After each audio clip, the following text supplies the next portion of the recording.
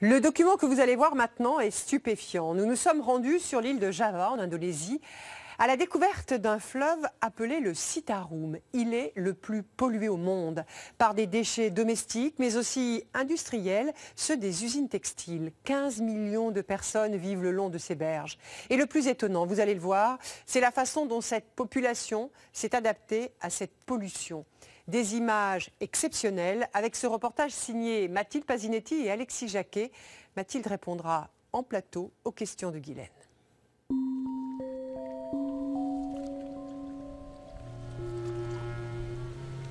Aujourd'hui encore, nous avons du mal à réaliser ce que nous avons vu ce jour-là. Assis dans cette barque, en compagnie de Maman le pêcheur, nous avons flotté des heures sur ce tapis d'ordures. Avec la chaleur et l'humidité, l'odeur est pestilentielle. Il y a quelques mois, Maman a entrepris une reconversion impensable. Aujourd'hui, il ne pêche plus de poissons, mais du plastique. Avant, il y avait beaucoup de poissons et ça nous suffisait pour vivre. L'eau était propre. Maintenant, il n'y a plus de poissons du tout. La rivière, c'est devenu une poubelle. Sans aucune protection, toute la journée, il plonge ses mains dans ce bouillon de pollution. Ces petites bulles qui apparaissent à la surface, c'est la putréfaction des ordures. Avant, tout le monde nageait ici. Je me souviens en sauter de ce pont. Maintenant, plus personne ne nage à cause de la boue. Et puis des ordures, évidemment.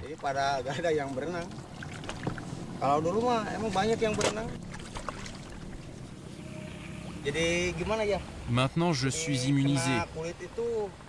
Mais comment dire? Ma peau est très sèche et ça me gratte. Ça me fait des marques. Pour survivre, au pays du Citarum, les habitants ont appris à s'adapter à la pollution et aux caprices de la rivière. Chaque jour, Maman doit trouver de quoi nourrir ses 4 enfants. Comme au temps du poisson, il remonte le fruit de sa pêche à son village qui surplombe le fleuve. Ici, le prix du plastique ne se négocie pas. C'est 10 centimes d'euros le kilo. J'ai ramassé ça en 2 heures. C'est une bonne pêche? Ouais, d'habitude c'est mieux quand c'est marée haute. Mais en ce moment c'est marée basse. Et d'habitude c'est combien?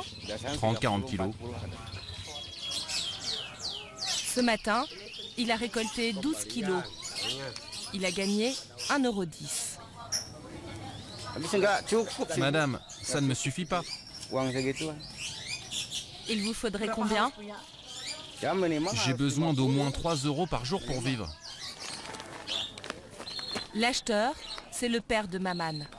Dans le village, tout le monde l'appelle Abba. Ce commerçant de fruits et légumes s'est improvisé il y a 1 an, grossiste en plastique.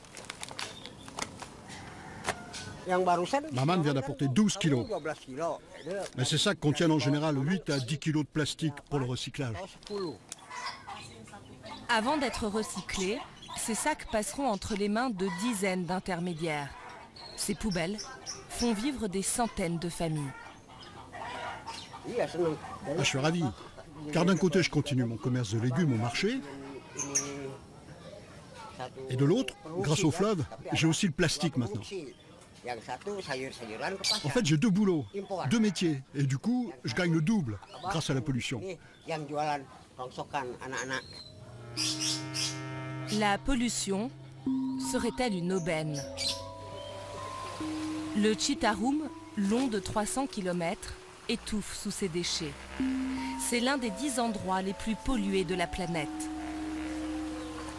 Comment ce fleuve, autrefois admiré de tous, a-t-il pu en arriver là? Chaque année, des hommes et des femmes de plus en plus nombreux viennent s'installer sur ces berges avec un espoir, trouver du travail. Comment vivent-ils parmi les rats, les déchets et les eaux empoisonnées? Au fil de l'eau, sur notre embarcation, nous sommes partis à la découverte du Chitarum, pour le meilleur et pour le pire.